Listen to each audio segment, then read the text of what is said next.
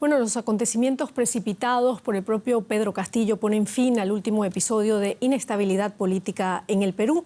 Dina Boluarte es ya la sexta persona que llega a la presidencia en los últimos 7 años y la tercera que ocupa el cargo en los últimos 4 sin pasar por las urnas. Sin embargo, al no tener bancada parlamentaria, Boluarte podría correr la misma suerte que algunos de sus predecesores. Recordemos ahora a todos los que han ocupado el sillón presidencial en Perú desde el 2016. En los últimos 7 años, el Congreso peruano ha visto 6 juramentos a la presidencia. Pedro Pablo Kuczynski llegó al poder en 2016, pero renunció en marzo de 2018 antes de llegar a ser destituido por la investigación que lo relacionó con los sobornos de Odebrecht, un escándalo que ya había salpicado a sus predecesores. Con la llegada de Martín Vizcarra en 2018, comenzó un nuevo capítulo en la eterna pugna entre el gobierno y el Parlamento. Vizcarra, abanderado de las reformas contra la corrupción, acabó siendo destituido por el Congreso en 2020 por una presunta recepción de sobornos que no llegó a aprobarse. A la paz. Luego asumió el cargo Manuel Merino, presidente de la Cámara que había echado a Vizcarra. Pero duró 5 días arrastrado por las revueltas populares contra la nueva maniobra del Congreso.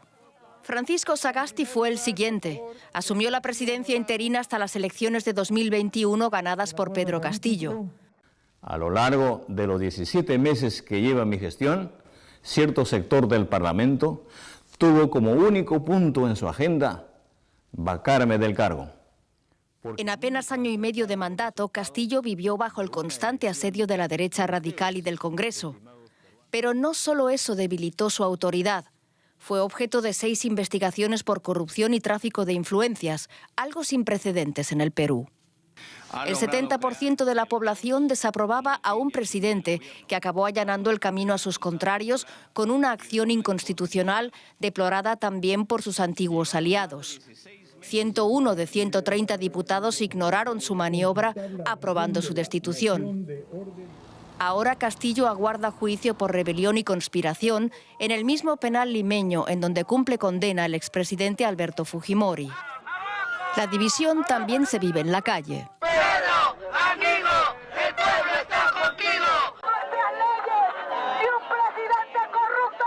Y al igual que los manifestantes, las instituciones peruanas parecen abocadas a enzarzarse una y otra vez en disputas partidistas. Es una crisis sistémica que empezó mucho antes del gobierno de Pedro Castillo, empezó incluso hace 20 años. Una crisis sistémica que se ha ido gestando poco a poco. Perú, después de recuperar la democracia, después de la década de Fujimori, no hizo ciertas reformas políticas que tenían que haber permitido que se establezca un sistema de partidos, que haya 2 cámaras en el Congreso, una serie de reformas que no se hicieron. Es una crisis que se fue gestando poco a poco en esas 2 décadas y que ahora ha estallado simplemente en los últimos 5 años con ese proceso conocido de desestabilidad, constantes intentos de destituir al presidente y que ahora ha tenido un nuevo capítulo, digamos, en la salida de Pedro Castillo, pero la crisis sigue ahí.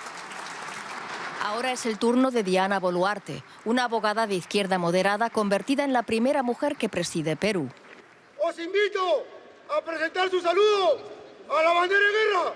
Pero sin bancada propia en el Congreso, Boluarte está en una situación similar a la vivida por Martín Vizcarra en 2020. Aunque algunos pronostican ya un rápido final de su presidencia, ella prevé gobernar hasta julio de 2026. Estaré llevando adelante mi tarea en esa mirada de que tenemos que seguir acortando las brechas de la pobreza, el hambre, pero también buscando el desarrollo del país. Una población atenazada por la desigualdad y la pobreza necesita que esta vez la presidenta pueda cumplir su promesa y garantice la gobernabilidad con un gabinete aceptado por todos. Analizamos la difícil situación de Perú con Diego Salazar, profesor ordinario en políticas públicas de la Universidad de Ulster en Belfast, Reino Unido. Gracias por acompañarnos. Pedro Castillo intentó ejecutar un golpe de Estado, pero acabó detenido por intento de rebelión en agravio del Estado y compartiendo prisión con Alberto Fujimori. Sus detractores respiran aliviados tras su caída, pero la crisis política en Perú está lejos de cerrarse, ¿no le parece? Muchas gracias por la invitación. Yo creo que era la única salida de Pedro Castillo, era o terminar en la cárcel o terminar en la cárcel.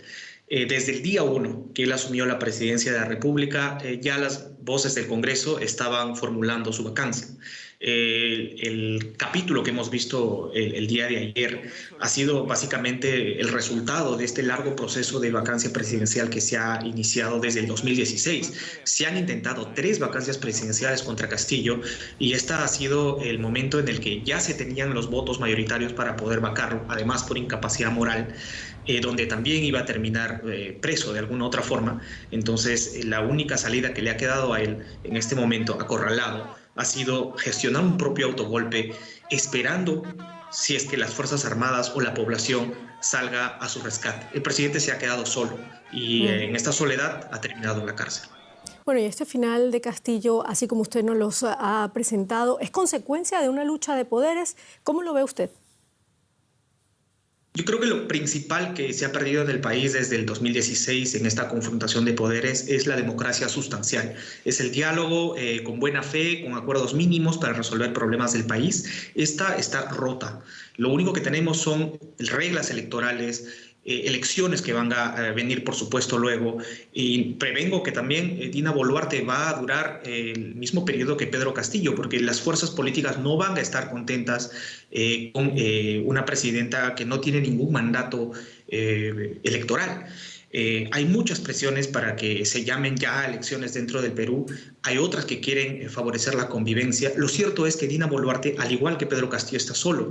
Y esto no es una consecuencia actual, no es solamente producto de la disputa entre Ejecutivo y Legislativo, sino que tenemos un problema en general en el Perú, es que no hay partidos políticos y las lealtades que se puedan conseguir para gobernar son muy efímeras.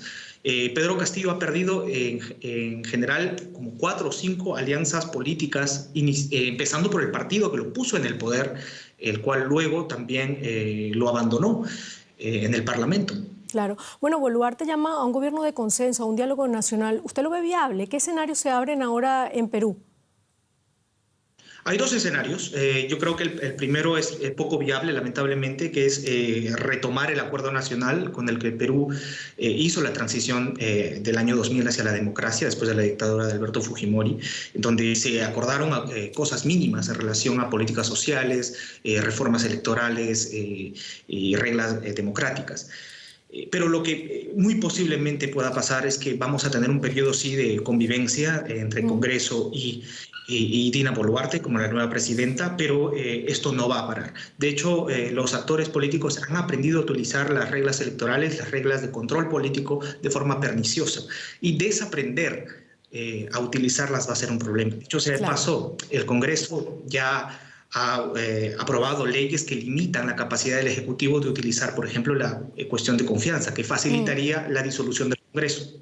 Claro. Muchísimas gracias, Diego Salazar, profesor de la Universidad Ulster en Belfast. Muchas gracias a ti.